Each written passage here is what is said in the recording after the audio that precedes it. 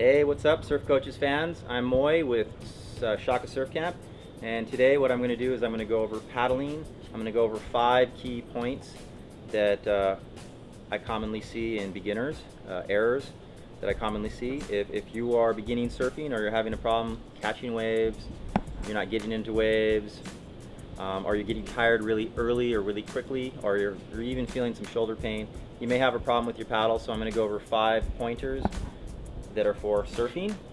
So let's get started. Alright, so the very first thing that I always like to emphasize is position on the board. And when I mean position, I mean basically keeping your alignment and staying on the board. I see a lot of people when they start, they tend to kind of spread their legs out because they're trying to find their balance, and they drag them in the water. So we want to make sure that we're on the board completely, we're pushing our core into the board, and we have balance. So you should be able to lie on your board in the water with your hands out of the water and have balance like that. So if you can't do that, then you probably need to just spend some time finding the sweet spot and just balancing, okay?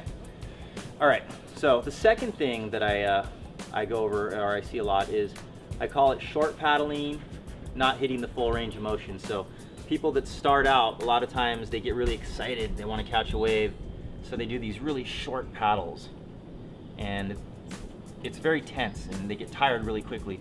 What we want to do is we want to do full range of motion, paddle all the way through the paddle, and we want to alternate, okay? That's the second thing, is make sure that you're doing a full range. You reach full extension, paddle all the way through, okay? The third thing is penetration. As we know, penetration is, well, in surfing, in many things, is a good thing. So make sure that you're penetrating your paddle all the way down. I see a lot of people do what we call surface paddling, and what they do is they start their paddle up and then they start to raise their elbow up, especially when it's out of their line of sight, and they kind of do this kind of a paddle where they're just paddling maybe up to the forearm or here. You're not getting your arm enough in the water, and that's going to definitely slow your paddle down. So make sure that you're penetrating all the way down and then basically recoiling right at the end of the paddle all the way through. Okay? Now the fourth thing is, I call this stiff paddling or windmill paddling. And that's when they paddle and they keep their arms stiff like this when they bring it back. Or they windmill out like this, kind of like a breaststroke in swimming. So remember, this is paddling on a surfboard. We don't want to do that, because when you stiff arm it, 2 things are going to happen. Or when you windmill it, like stiff arm it, 2 things will happen. One is your arm is going to get tired because you're basically adding extra leverage and weight to your shoulder muscle. So we don't want to do that. We want to make sure that we bend our arm and recoil like that. And the second thing that's going to happen is you're going to rock. If you're doing windmill paddling, stiff paddling like this, you're going to rock, and that's going to cause the surfboard to rock back and forth, and it's going to create drag and slow you down. So we want to have as little movement as possible. The other thing that can happen doing that is you can actually cause a shoulder injury. This is a very awkward position for the shoulder, so we want to basically keep here, close to the water, recoil. Okay?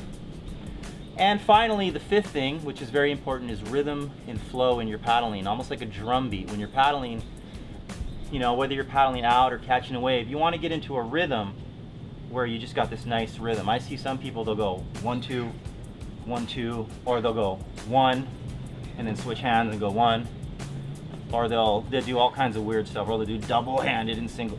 We want to make sure that we're alternating and creating a nice rhythm flow, following rule 1, 2, 3, and 4. And rule number 5, rhythm and flow, is just get a nice rhythm paddle. And you'll find that once you build up momentum, it doesn't take 100% of your paddling to get into a wave. A lot of times you can paddle 60, 70%. And that's how you see guys that can surf for 4 or 5 hours and they don't even seem like they're breaking a sweat. It's all technique. So work on your paddling technique. And in our next video, we're going to go down to the beach and show you some demonstration of some common errors. And so make sure to subscribe to our channel and tune in to the next video. I'm out of here.